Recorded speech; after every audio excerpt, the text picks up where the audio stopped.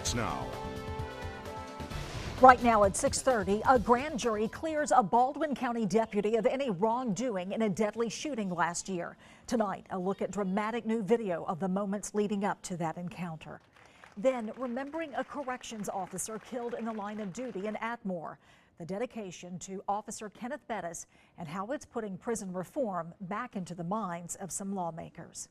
Good evening, everyone, and welcome to News 5 at 6:30. I'm Roseanne Haven. Peter Albrecht has the night off. First on 5, after a 5-month investigation, a grand jury has cleared a Baldwin County deputy of any wrongdoing in a deadly shooting last May. News 5's Debbie Williams joins us now live from Robertsdale. Debbie, we saw that dramatic video. It played a big role in clearing the deputy. It did indeed. It's hard to watch even though you know what's going to happen. The video was taken by a motorist that was stopped in traffic on Interstate 10 after Jonathan Victor had wrecked his SUV in the median. The audio you hear comes from Corporal Matt Hunnity's body camera. Victor exits the SUV in what appears to be a shooting stance, and despite almost 3 dozen commands by the officer to put down what he was holding to stay put, Victor continues to advance with deadly consequences. Put it down! Put it down! Put it down right now! Put it down! Put it down! Put it down! Put it down! We unanimously find that Corporal Hunnity was acting within the scope of his duties and training, and the use of deadly force by Corporal Hunnity to protect himself and numerous others present from an apparent deadly threat was entirely justified. Now, Victor never had a gun. Instead, he had wrapped his hands with a windbreaker and a fanny pack and played like he had a gun. Investigators say it appeared he had tried to commit suicide while inside the car. Both of his wrists were cut, and a pair of scissors was found inside the vehicle. Now, Corporal Hunnity is back on the job. He is a 13-year veteran of the Baldwin County Sheriff's Office. We did reach out to Victor's family in Louisiana. We have yet to hear a response. Live on the Baldwin County beat in Robertsdale, Debbie Williams, News 5. Breaking news, Florida Governor Rick Scott is declaring a state of emergency ahead of a speech at the University of Florida by white nationalist Richard Spencer. Spencer is set to speak on campus Thursday. He participated in a white nationalist rally in Charlottesville, Virginia that led to deadly violence in August. Scott's executive order will allow police to partner with other agencies to provide security for the event. Scott is also activating the Florida National Guard. And we continue to follow breaking news of a huge Airbus announcement. Airbus has chosen Mobile as the site to build a second final assembly line for their newly acquired C-Series jet.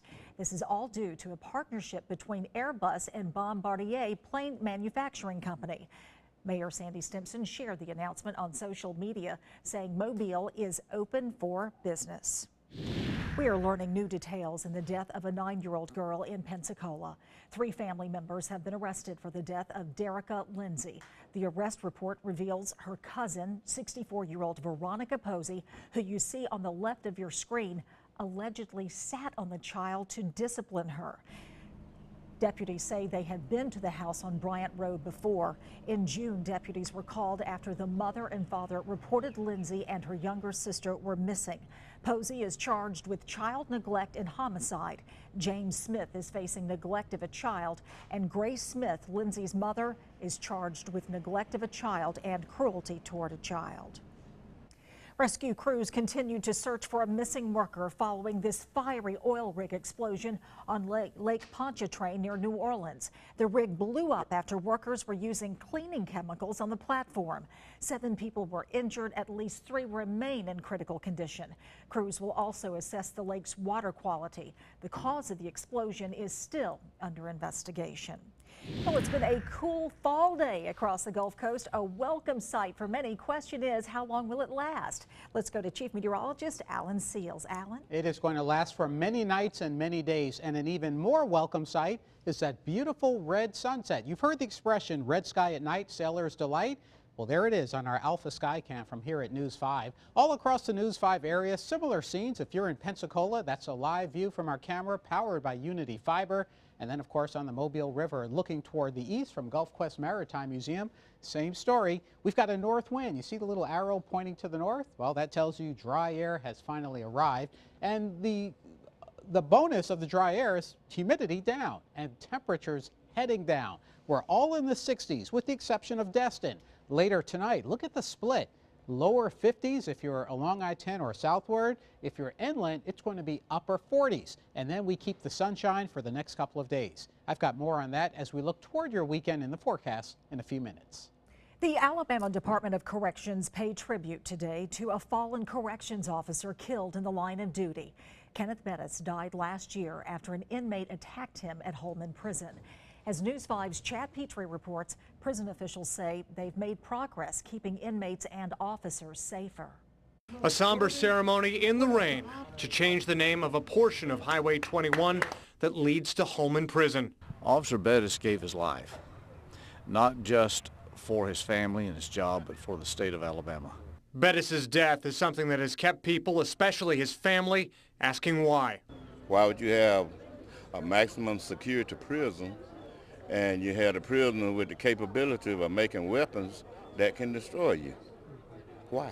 In the last year, DOC officials say they've made progress reducing the number of violent incidents at Holman. Well, I think one of the things that this tragic incident created was a real sense of urgency throughout the state to address the challenges that the prison system has. Some of the prison reforms that have been implemented have come at a high cost, including stab-proof vests. But sometimes when I put that vest on, I put it on and I think blood was shed for this.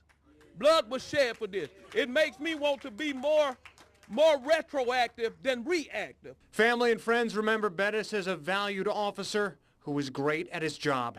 In Atmore, Chad Petrie, News 5. In political headlines tonight, President Trump is on the campaign trail in South Carolina, hoping to raise money for the state's Republican governor.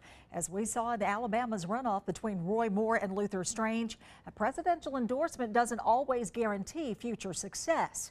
News 5's Washington correspondent Mark Meredith takes a closer look at the impact of a presidential endorsement. President Trump is heading to South Carolina to raise money for Republicans, but could the visit hurt more than it helps? We asked Scott Talon, a political science expert with American University. Having an endorsement usually is better than not. With Trump, it's a mixed bag depending on the race. Talon says the Palmetto State fundraiser is the latest test of the president's popularity. Last month in Alabama, a majority of voters supported Judge Roy Moore over the president's personal pick, Senator Luther Strange. New poll numbers could show that the president is losing support. A new survey from Gallup shows 59% of Americans disapprove of President Trump's job performance.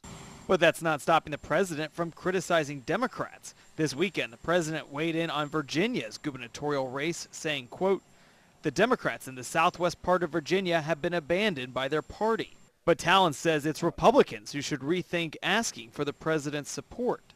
It might be better to have Vice President Pence to come campaign for you. The guy's not going to make any mistakes, he's not going to insult anyone, and he's going to talk about the candidate. The vice president will travel to Buffalo for a campaign event on Tuesday. The president is expected to continue on the campaign trail with more events this month. Mark Meredith, News 5. And coming up on News 5, cracking down on scams that say your loved one is in danger. What the FBI is now doing to raise awareness of fake kidnapping calls. Plus, people around London can't stop talking about this sight. What caused the skies to turn yellow today?